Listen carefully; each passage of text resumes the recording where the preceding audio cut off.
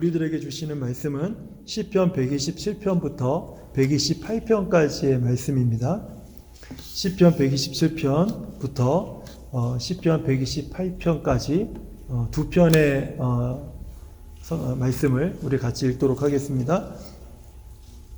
먼저 시편 127편 1절부터 5절까지 우리 한 목소리로 읽겠습니다. 시작.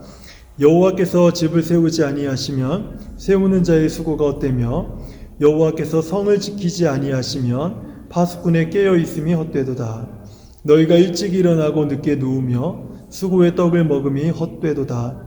그러므로 여호와께서 그의 사랑하시는 자에게는 잠을 주시는도다. 보라, 자식들은 여호와의 기업이요 태의 열매는 그의 상급이로다. 젊은 자의 자식은 장사의 수중의 화살 같으니 이것이 그의 화살통에 가득한 자는 복되도다. 그들이 성문에서 그들의 원수와談판할 때에 수치를 당하지 아니하리로다. 아멘.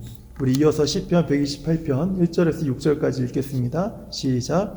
여호와를 경외하며 그의 길을 걷는 자마다 복이 있도다. 네가 네 손이 수고한 대로 먹을 것이라. 네가 복되고 형통하리로다.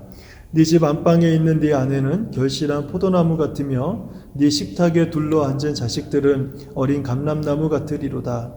여호와를 경외하는 자는 이같이 복을 얻으리로다. 여호와께서 시온에게 내게 복을 주실지어다. 너는 평생에 예루살렘의 번영을 보며 내 자식의 자식을 볼지어다. 이스라엘에게 평강이 있을지로다. 아멘. 우리는 매 주일마다 성전에 올라가는 노래 이 15개의 시편을 중심으로 예배라는 주제로 지금 말씀을 함께 나누고 있습니다.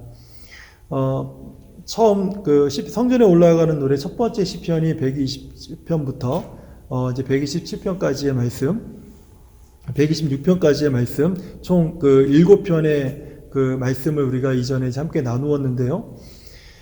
처음부터 7번의 이 말씀은요, 하나님께서 예배를 통해서 예배자에게 베푸시는 은혜에 관한 그런 말씀이라면, 이제 오늘부터는 하나님께서 예배를 통해서 예배자의 삶을 다루시는 영역에 관한 말씀들이 이제 좀 이어지게 됩니다. 그래서 이제 오늘부터는 하나님이 예배를 드리는 예배자들의 삶을 다루시는 영역, 한 부분들을 우리가 말씀을 통해서 좀 살펴보게 될 것입니다. 오늘 그 첫 번째가 바로 가정에 대한 것입니다. 오늘 우리는 시편 127편과 128편 이렇게 두 개의 시편을 함께 읽었죠.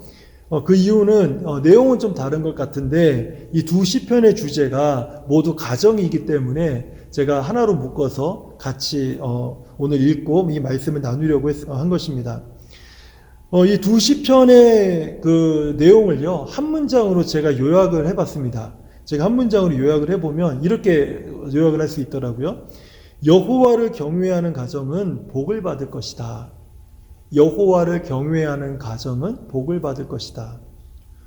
우리 가정이 복과 형통과 평안을 누리기 원한다면 여호와를 경외하라. 이것이 시편 127편과 128편 전체를 묶은 내용이라고 할 수 있습니다. 그렇다면 우리 성도님들은 하나님을 경외한다. 하나님을 경외한다라는 것이 어떤 것이라고 생각을 하십니까? 경외라고 하는 그 단어 자체는 두려워한다라는 뜻이죠. 하지만 우리가 하나님을 경외한다라는 말은 그저 무섭고 떨림으로 하나님을 대한다, 이런 의미만 있는 것은 아니죠. 하나님을 경외한다라는 게 도대체 어떤 의미일까요? 저는 우리가 하나님을 예배하는 것만큼 하나님의 경외에 관해서 더욱 잘 설명할 수 있는 것이 있을까 하는 그런 생각이 듭니다. 어떤 분들은 경외함이란 하나님의 말씀을 잘 듣고 순종하는 것, 그분의 뜻을 따르는 것, 그분을 아는 것, 그분을 섬기는 것, 그분을 위해서 어떤 주신 사명을 잘 감당하는 것, 온갖 여러 가지 많은 것들을 얘기할 수가 있습니다. 저는 그 모든 것들이 다 맞다고 생각을 해요. 하지만 그 모든 것을 통틀어서 한 단어로 요약을 하라고 한다면 저는 예배라고 생각이 들어요. 예배하는 것만큼 우리가 하나님을 잘 경외하는 방법이 또 있을까 하는 그런 생각을 가진 것입니다. 그럼 만약에 우리 가정이 하나님을 예배하는 가정이 된다면 하나님이 주시는 복과 형통과 평안을 누리게 될 것입니다. 이것이 지금 시편 127편과 128편에서 오늘 우리들에게 주시는 말씀이라는 것이죠. 우리가 읽었던 개역개정 성경에는요, 좀 이렇게 표현되고 있지는 않지만은 표준 세번역 성경으로 시편 127편 1절을 이렇게 보게 되면 그 앞에 이렇게 시작을 합니다. 만약에 라는 말로 시작을 해요. 만약에 이렇게 시작을 해요. 그래서 제가 한번 표준 세번역 성경으로 되어 있는 127편 1절과 2절 그리고 4절 말씀들을 제가 한번 읽어드릴게요. 한번 들어보세요. 만약에 여호와께서 집을 세우지 아니하시면 집을 세우는 사람의 수고가 헛됩니다. 만약에 여호와께서 성을 지키지 아니하시면 파수꾼이 깨어 지키는 것이 헛됩니다. 그리고 이제 2절과 4절 앞부분을 보면요, 이제 진실로라고 하는 말로 시작을 하고 있습니다. 한번 제가 읽어드릴게요. 진실로 주께서 사랑하는 사람에게 잠을 자는 동안에도 복을 주십니다. 진실로 젊어 낳은 자식은 용사의 손에 쥐어있는 화살과도 같으니 화살이 화살통에 가득한 용사에게는 복이 있습니다. 이것이 이제 세번역 성경으로 되어 있는 말씀입니다. 이 말씀을 이렇게 한번 쭉 읽다 보면은요, 제가 어떤 마음이 드냐면 우리가 치열하게 사는 각 가정의 모습이 전 떠오르더라고요. 집을 세우는 수고, 성을 지키는 수고들, 그리고 진실로 사랑하는 사람에게 잠을 주시는데 그 잠을 주시는 중에도 복이 있고, 그리고 젊어서 낳은 자식들이 그 용사의 손에 쥐어 있는 화살과도 같은데 그 화살통에 가득한 용사에게 복이 있는데 성문에서 싸울 때 수치를 당하지 않는, 이런 내용들을 쭉 볼 때 저는 이런 생각이 들었어요. 각 가정에서 저마다 살아가는 아주 치열하게 삶을 살아내고 있는 우리 부모님들의 모습이 저는 좀 떠오르더라고요. 우리 부모의 그 모습, 이런 부모님들이 치열하게 살아갈 때 이런 부모의 보호 아래서 또 자기들에게 주어진 학업과 진로와 또 사회생활로 바쁘게 살아가는 자녀들의 모습도 같이 더불어서 생각이 난다라는 거예요. 그럼에도 불구하고 만약에요, 우리가 이렇게 열심히 산다 할지라도 만약에 하나님께서 우리 가정을 지키지 아니하시면, 만약에 하나님이 우리 가정을 지키지 않으면 우리들이 하고 있는 이 모든 수고가 다 헛되다라는 거예요. 헛되다라는 거예요. 하지만 진실로 하나님께서 우리 가정을 지키시고 우리를 사랑하신다면 우리가 수고하는 동안에도 하나님은 복을 주실 것이고 쉬는 동안에도 복을 주신다라는 것을 말씀하고 있는 거예요. 그래서 시편 127편을 자세히 살펴보면 어떻게 이 말씀이 흘러가고 있냐면 처음에는 집을 세우는 일로 시작을 합니다. 그리고 젊어서 낳은 자식으로 이 말씀이 연결되어지고 있고요. 4절과 5절에서는 용사와 화살과 전통과 성문에서 원수와 싸우는 이런 주제들로 점점 확장되고 있는 것을 우리가 보게 돼요. 이것은 어떤 의미냐면 하나님께서 복과 평안을 하나님께서 주시는 이 복과 평안을 누리는 가정은요, 그 복이, 그 누리고 있는 복이 그 가정에서 딱 끝나는 것이 아니라는 거예요. 그 복이요, 교회로, 그 가정이 누리는 그 복이 이제는 교회로 퍼지고 또 사회로 퍼지고 또 나라에도 영향을 미치게 되는 아주 중요한 복이라는 것을 지금 성경이 이야기하고 있는 것입니다.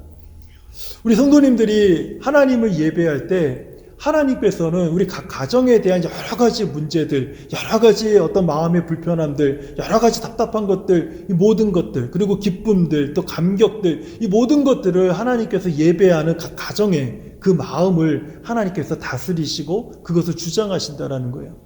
그러면서 하나님이 예배하는 모든 가정에 하나님이 복을 주시는데 그 복이 그 가정만을 위한 복이 아니라는 것이죠. 우리 성도님들의 가정이 복을 받고 우리 성도님들의 가정에 형통과 평안이 있으면 그 복과 형통과 평안은요, 어디에 영향을 가장 크게 미치냐면 교회 공동체 안에 아주 중요한 영향을 미치게 된다는 것입니다.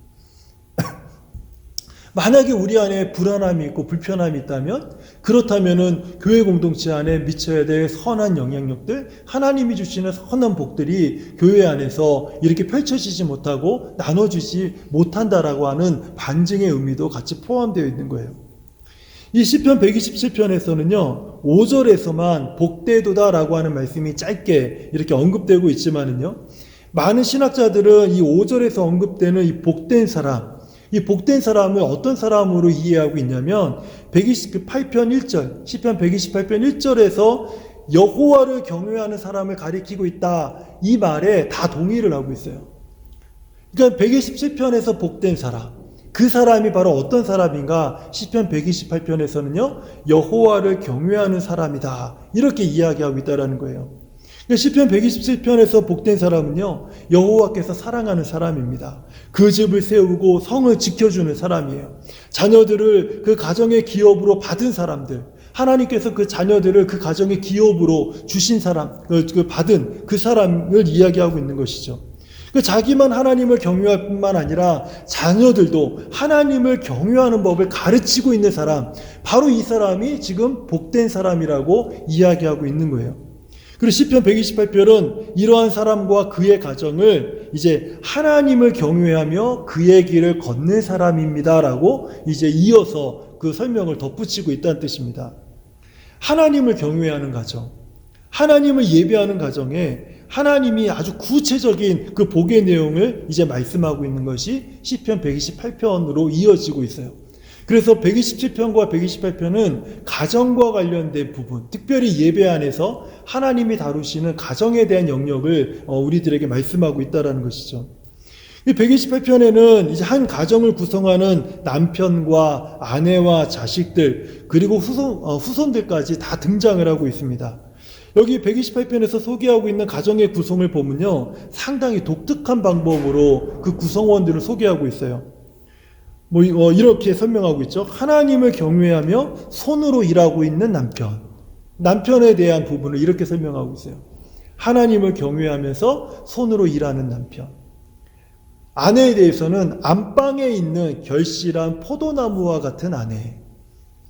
그리고 자녀들에 대해서는 식탁에 둘러앉은 감람나무와 같은 자식들, 그리고 그 자식들의 후손들, 이렇게 표현을 하고 있다는 거예요. 하나님을 경외하는 남편에게는 네 손이 수고한 대로 먹을 것이라는 거예요.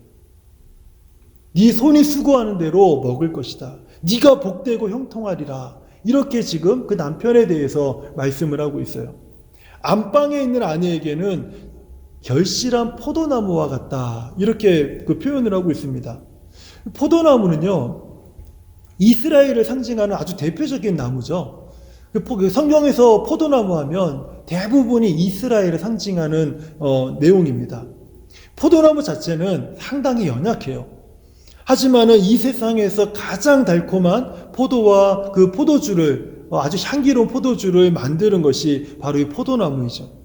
그러므로 결실한 포도나무는 이라고 이렇게 표현하는 것은요, 집 안에 있는 그 아내는 그저 외모만 꾸미는 그런 사람이 아니라 아주 내실이 아주 아름답고 성숙한, 그리고 자녀들을 잘 돌보는 현숙한 어머니를 지금 이야기하고 있는 거예요. 식탁에 둘러앉은 자녀들에게는 어린 감람나무와 같다, 이렇게 표현하고 있어요. 감람나무는 우리가 잘 알고 있는 올리브 나무를 이야기합니다. 올리브 나무는요, 포도나무와 같이 이스라엘을 대표하는, 이스라엘을 상징적으로 보여주는 나무 중에 하나예요. 그런데 올리브 나무는 그 생명이 한 수천 년을 살아간다고 그래요. 근데 이 세월이 지날수록, 수천 년이라는 세월이 지나면 지날수록, 시간이 오래되면 오래될수록 정말 좋은 열매를 맺는 것이 이 올리브 나무라고 합니다.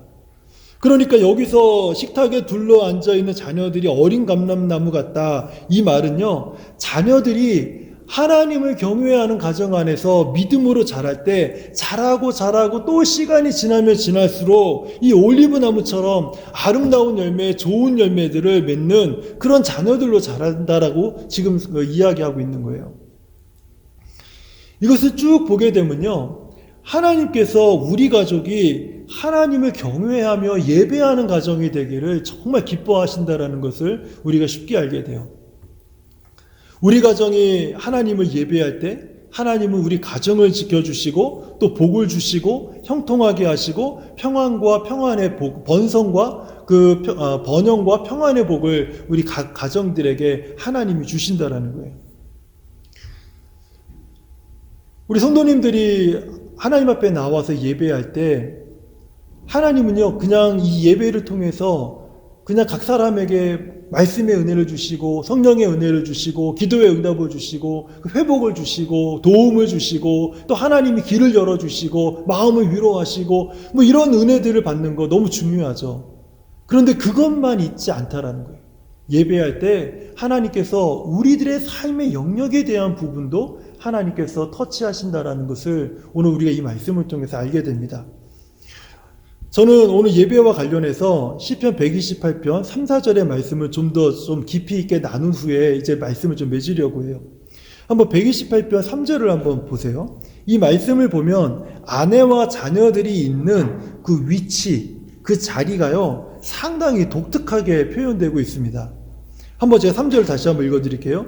네 집 안방에 있는 내 아내는 결실한 포도나무 같으며 네 식탁에 둘러앉은 자식들은 어린 감람나무 같으리로다. 여호와를 경외하는 자는 이같이 복을 얻으리로다. 지금 아내와 자녀들이 어디에 있다고 지금 말씀하고 있습니까? 너의 집 안방에 있다. 너의 집 안방에 있다. 이 안방은요, 집에서 가장 깊은 곳입니다. 집에서 가장 안쪽에 있는 곳이에요. 이 단어는요, 다른 성경에서도 사용될 때 배에서 가장 깊은 곳을 말할 때 이 단어를 써요. 그리고 동굴의 가장 깊은 곳을 표현할 때도 이 단어를 쓰고요. 웅덩이에서 가장 깊은 곳, 거기를 말할 때 바로 이 단어를 씁니다. 그러니까 집에서 가장 깊은 곳을 의미할 때 바로 이 단어를 쓰는데, 이 말씀을 통해서 우리가 딱 첫 번째 떠오르는 어떤 그 단어가 있다면 무엇이 있겠습니까? 그 안전이라는 단어가 전 떠오르더라고요. 지금 아내와 자식들이 그 집안에 있는 위치를 보면 가장 집안의 깊숙한 안쪽에 있는 곳에 있다라는 거예요. 그것은 안전을 의미하죠. 이 각 가정의 구성원마다 이 신앙의 성숙 정도는 좀 다 다르지 않습니까?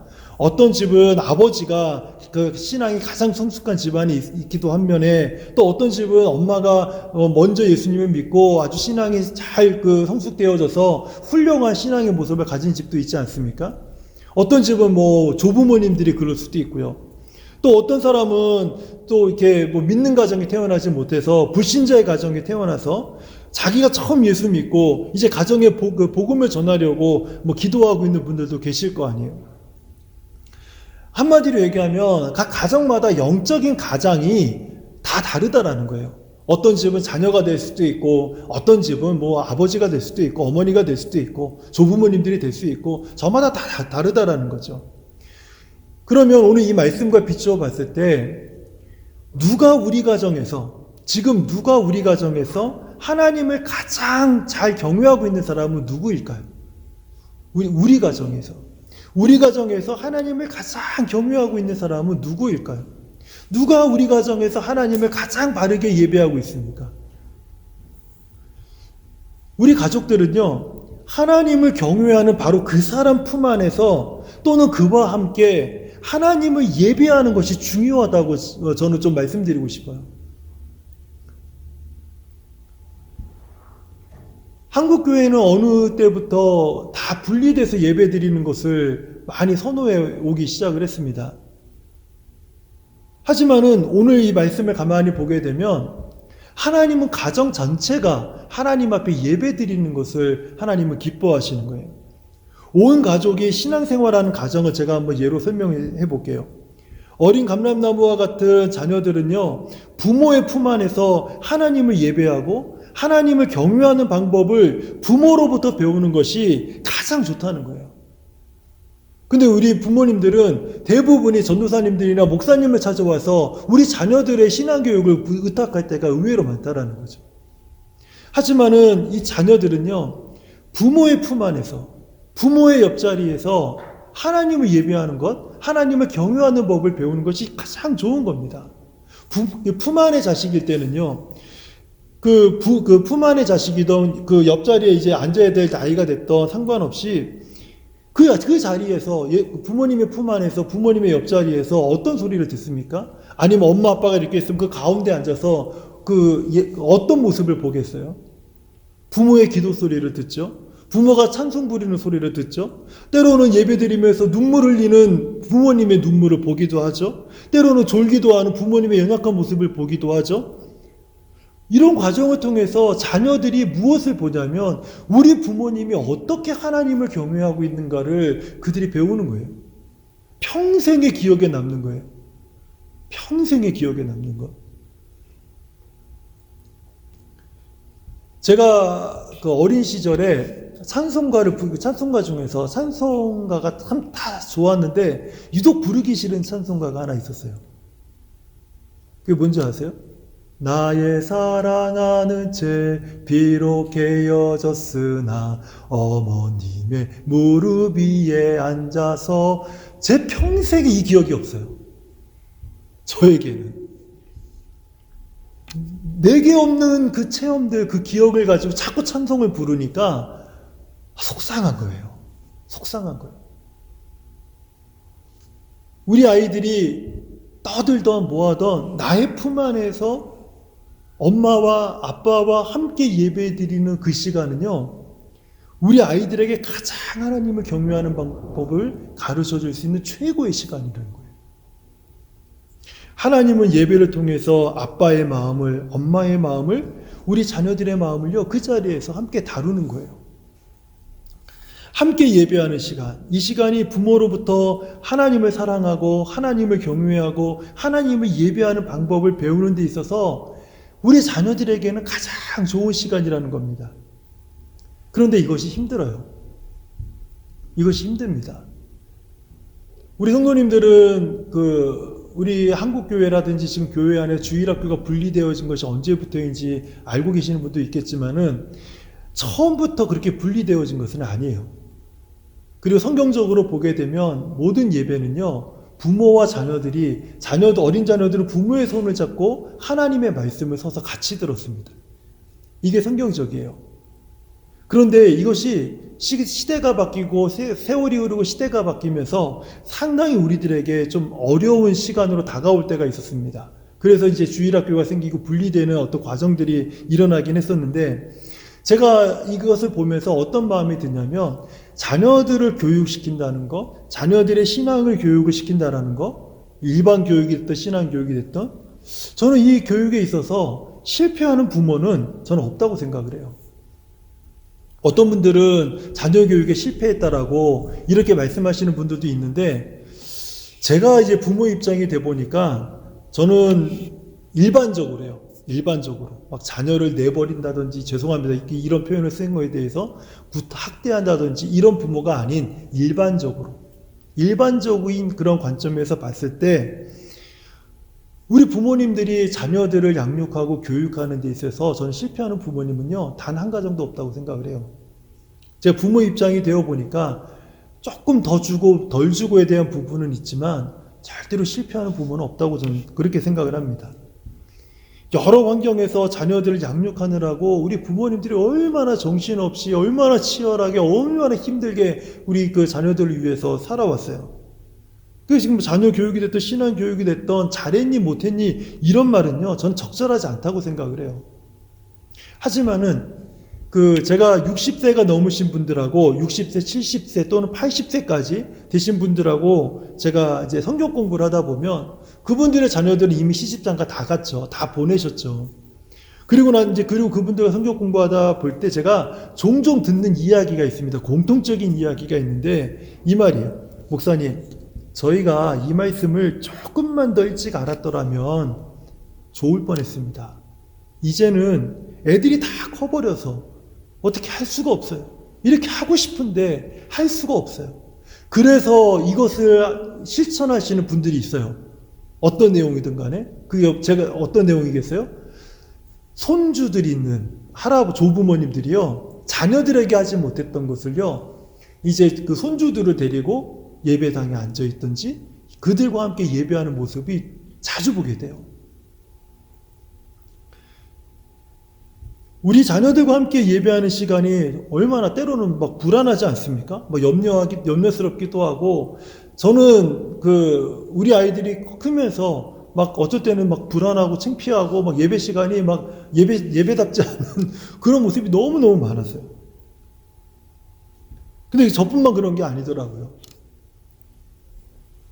하지만 우리 자녀들하고 예배할 때 우리 자녀들이요, 어느새 커가지고 막 같이 예배할 때 예배하는 그 시간이 기쁘고 또 대견하고 막 자랑스러운 마음이요, 또 많이 밀려오는 것을 경험하게 돼요. 이것이 가정이 하나님을 예배하는 것입니다. 가정이 하나님을 예배하는 거예요.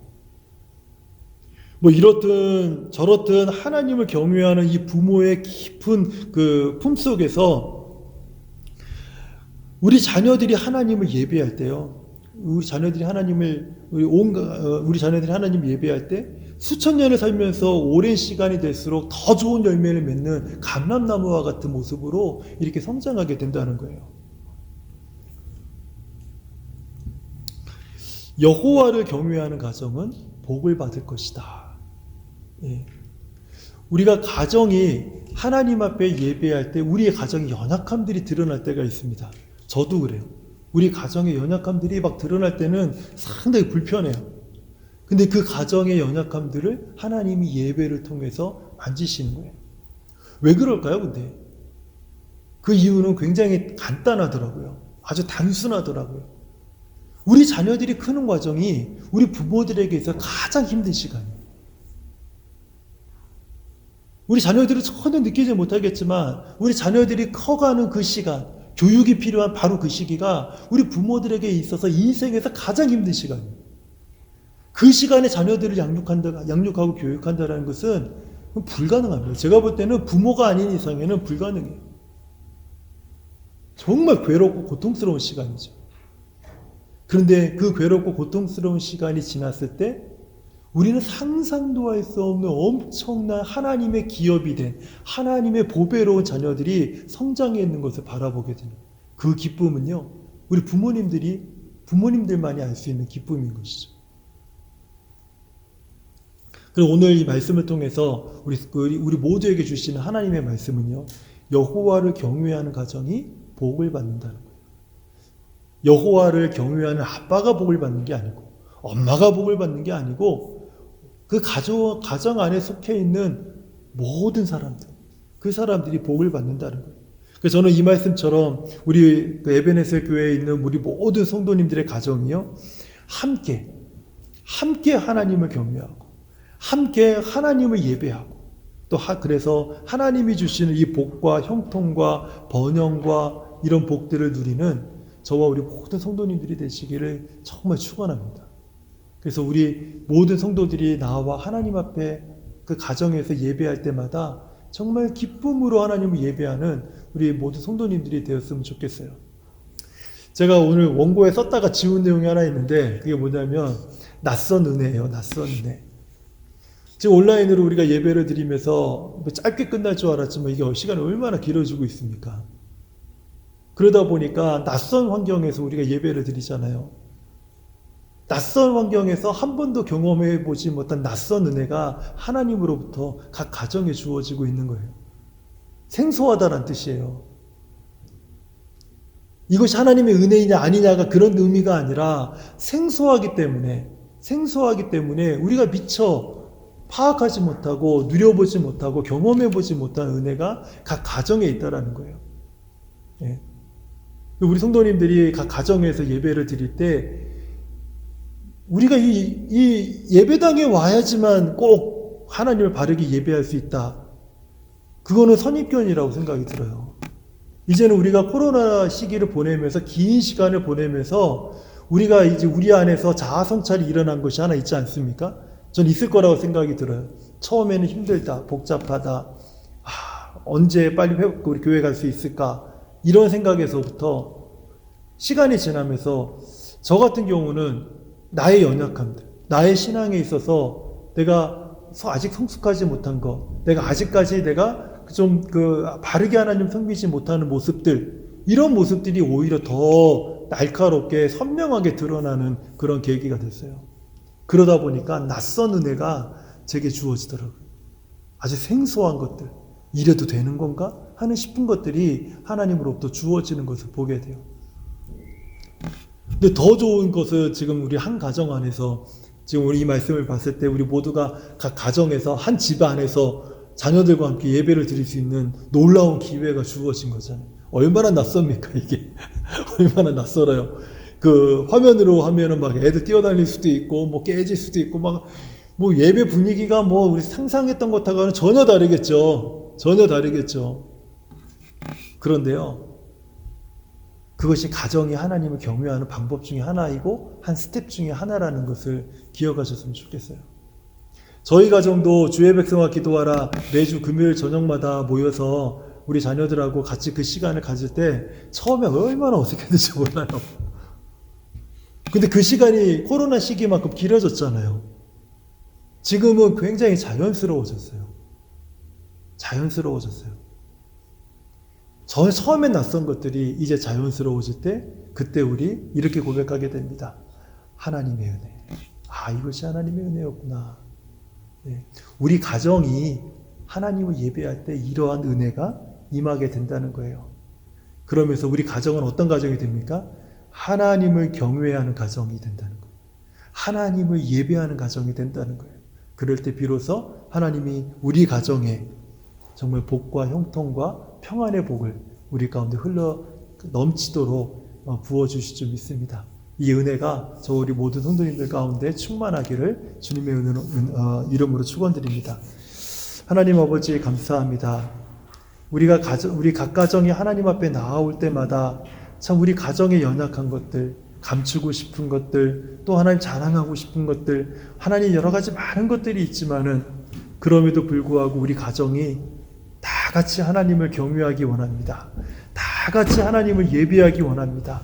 그래서 하나님 우리 자녀부터 또 어머니, 아버지, 또 조부모님 우리 모두가 정말 하나님을 예배하는 가정이 되어서 하나님이 우리 가운데 부어주시는 놀라운 복과 평안과 형통의 은혜가 각 가정 가운데 흘러넘쳐서 그 복이 교회로 흘러들어오고 사회로 흘러가고 그리고 하나님 더 나아가서 영향력 있는 하나님의 가정, 하나님의 사람들로 세워지는 우리 모든 성도들이 될 수 있도록 가정들이 될 수 있도록 축복하여 주시옵소서. 예수님의 이름으로 기도합니다. 아멘. 우리 말씀을 기억하면서 주님 마음 내게 주옵소서. 우리 찬양하겠습니다.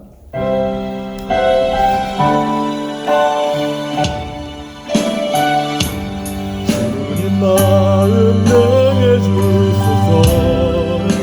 내 아버지 주님 마음 내게 주소서. 나를 향하신 주님의 이루어지도록 주님 마음 내게 주소서. 주님 마음 내게 주소서. 내 아버지 주님 마음 내게 주소서. 나를 향하신 주님의 뜻이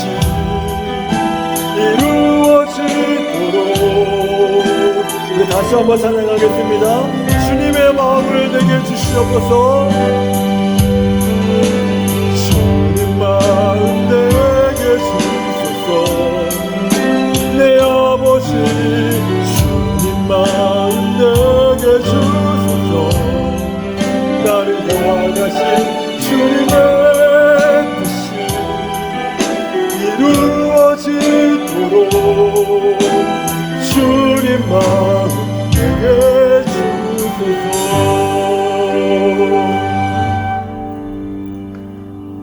우리를 구원하시고 우리 위에 십자가에서 죽어주신 예수 그리스도의 은혜와 언제나 우리의 예배를 받으시며 우리를 사랑하시기를 자기 아들을 내어주시기까지 사랑해 주시는 하나님의 크고 놀라우신 사랑과 성령님의 감화 감동 위로와 교통하심이 이제는 하나님을